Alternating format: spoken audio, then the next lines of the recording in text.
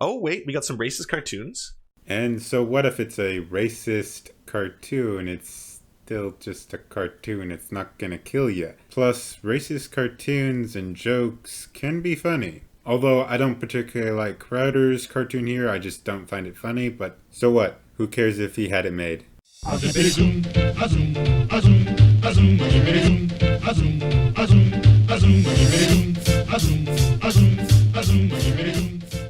You gotta love this, eh? For only $99 a year, you can support the entire empire bigotry.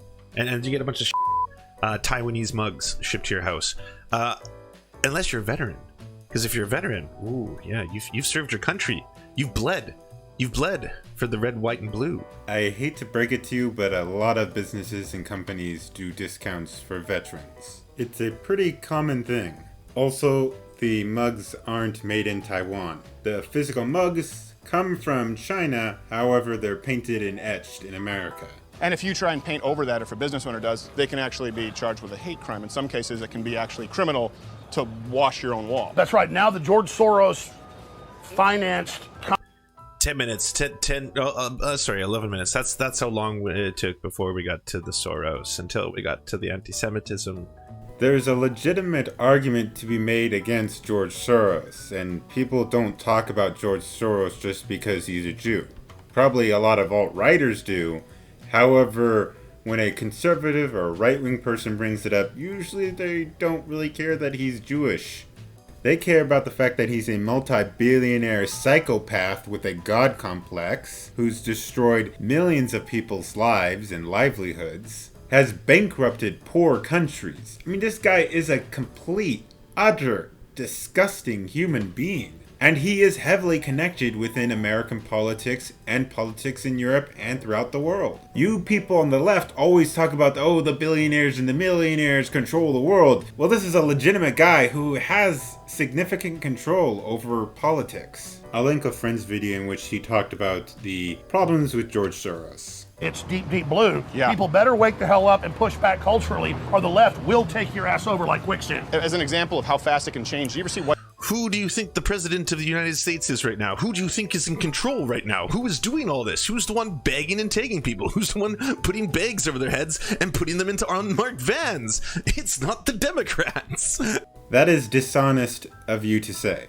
They weren't just randomly bagging and tagging people or kidnapping people, although you did not say the word explicitly kidnap, but you're kind of like you're trying to infer that with saying they're unmarked vehicles, although technically they were. There's nothing illegal about having unmarked vehicles. There's also nothing immoral of having unmarked vehicles. Now, as for that we are winning this culture war with the left, is no, not really. Yes, Trump was elected, however, the radical left still has control of academia, it still has control over many large businesses. They have control over the vast majority of the news media, and they still have a significant control over states in the US. They also have control over Hollywood. The areas where the right tends to have the dominant control is with the military and police. And there are many Republican states, of course. That's about it. And the right has been losing for decades. In actuality, the right has probably been losing for almost 100 years. The welfare state has continued to grow, there's increasing regulation, and there's a heavy push for more and more socialist policies. Even many so-called Republicans or conservatives have been pushing for some socialist policies. And Trump is at most a moderately right-wing person. He's not a full-blown capitalist. And he's definitely not a conservative. He's basically a 90s right-wing Democrat.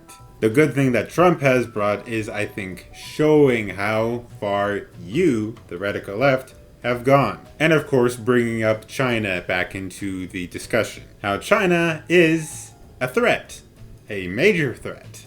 It's really depressing because it's two people walking through and they're like, I guess, going through poorer parts of the neighborhood and pointing out how disgusted they are by, again, the poors, and not doing anything in terms of understanding why that is. Like, they don't have any vested interest in helping them. They think it's all individualism, right? So every single one of them is poor on their own account. They're drug addicts by choice. And why are they so weak? I don't think that's what Crowder was trying to get at. I believe his complaint is that these people are just shooting up drugs in neighborhoods, leaving the needles around, defecating in the streets, and you're just letting them do this. What you should be doing is putting them in certain areas where they can have bathrooms and where they can perhaps at least safely take their drugs. Don't have them be crowded in the cities where they're going to just leave all their around.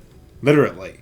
I live in California with the largest homeless population, and it is a problem. Luckily, I'm in a city where we don't have a huge homeless population, but I know the problem. I've seen the large cities, how the homeless are living there, and it is disgusting. And it doesn't help them, and it doesn't help the people who live in houses there, or who work there. It doesn't help anyone. The whole point is you're ignoring the problem and just letting them do what they want without any consequences. That is the thing I believe Crowder is complaining about. So Crowder, of course, who has been, I don't know, I guess he went out and he actually left his cave to go out and ask people to convince him that coronavirus is real or whatever it is, change his mind. He doesn't deny the existence of coronavirus. Now, I do think he should take it a little more seriously than he does, but I believe he is right to at least some extent that it might be over-exaggerated. Is this art or graffiti? Pause it for 1 second. Look at that. Look at what a little whiny baby. When the guy says, I'm done talking to you because you keep interrupting me, which he was interrupting, and he kept saying, go ahead, I won't interrupt you. And then he kept interrupting. And the guy says, like, I've had it done of it. Then it's all like, oh, I'm going to tell you, and I'm going to tell on you for painting on the plywood. What a scumbag. It's so embarrassing. It's so embarrassing to even watch that. The black guy was saying pretty racist things, so I would do the same. I don't let people just blatantly lie or say racist things about me when I am speaking with them. And it's not the, oh, poor weirdo guy complaining about a painting. No, he's complaining what could be graffiti, what could be vandalism. Just because he's painting there doesn't mean it's automatically just art. If he does not have the owner's permission, that is vandalism. And it is legitimate to call the police on someone committing vandalism, or if you believe this person is committing vandalism. Coward, I spoke to you. Scumbag. What a Scumbag. piece of garbage. It's just embarrassing. He can't, and the thing is, he doesn't even...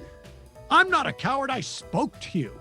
Look I actually came up to you. You do realize that and goes up specifically to race bait. He wasn't race baiting, and that wasn't cowardice. He was confronting his allegations, saying that all white people do this. Which, saying all white people, or there's a white people problem solely without any kind of evidence of any sort, is racist to say.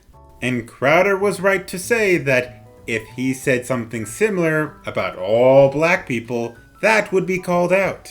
Now, I'm going to say something that is very controversial and some of you may or may not like.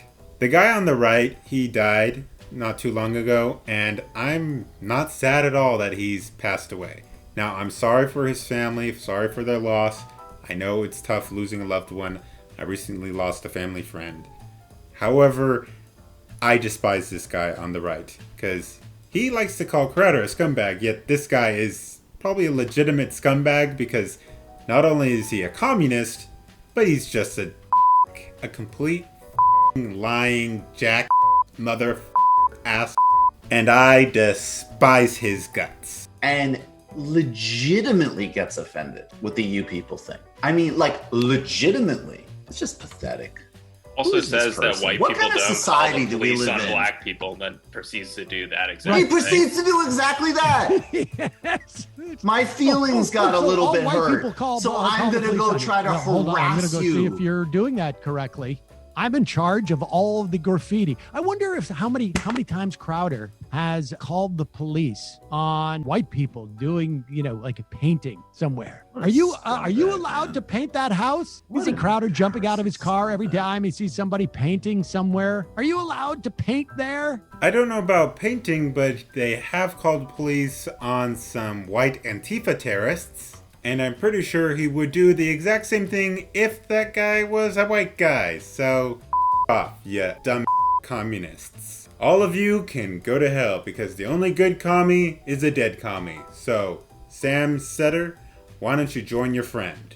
Anyways, that's it for this just god-awful cancer. If you liked the video, please give it a like, subscribe, share it, comment down below and tell me what you thought. Follow me on all my social media. Don't forget to follow me on my BitChute and my Libri. And of course, also follow me on my Twitter and my Parler to get my views outside of YouTube. And if you really like my content, consider donating to my Patreon or to my Ko-fi. Do all that, and I'll see y'all later.